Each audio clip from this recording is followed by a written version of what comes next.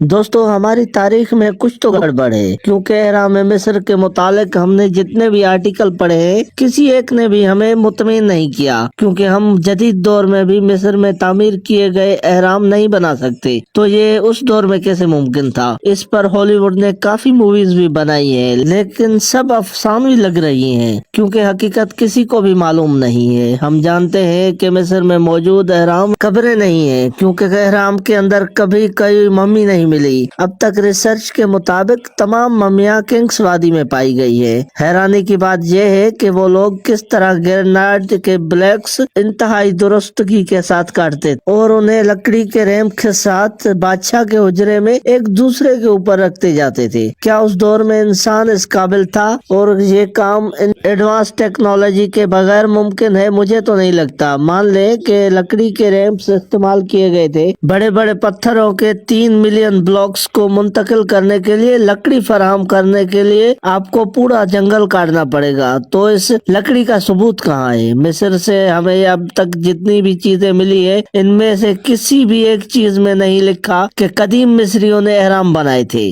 تو اہرام کس نے بنائے؟ انہیں تقریباً 3 ملین پتھروں کی کھدائی، پھر انہیں کاٹنے اور اٹھانے کے لیے تقریباً کتنے غلام اور مزدوروں کی ضرورت ہوئی ہوگی؟ یعنی 3 ملین پتھروں کو اٹھانے کے لیے یقیناً اس سے زیادہ غلام درکار ہوں گے، لیکن اس زمانے میں اتنی آبادی کہاں تھی؟ چلو مان لیتے ہیں کہ کام یہ مزدوروں نے ہی کیا، لیکن ٹیکنالوجی کے بغیر پورے اہرام کو صحیح شمال کی سمت میں کیسے رکھا گیا، جبکہ 4000 سال پہلے تعمیر کرنے والوں کو ویل کے بارے میں شاید معلوم بھی نہیں تھا؟ تو ویل کے بغیر سب کچھ کیسے ممکن ہوا؟ جس درستگی کے ساتھ پتھر رکھے گئے ہیں وہ تو بے مثال ہے، اور تمام ٹیکنالوجی کے باوجود عصر حاضر کے معماروں نے اب تک ایسا کوئی کارنامہ کیوں نہیں انجام دیا؟ تو اس وقت کیسے ممکن تھا؟ دنیا بھر کے تمام مانگنے کے ڈھانچے کے بارے میں کیا خیال ہے؟ وہ ایک جیسی تکنیک کے ساتھ ایک ہی جیومیٹری کیوں بنا رہے تھے؟ اس کے علاوہ پانی کے اندر پائے گئے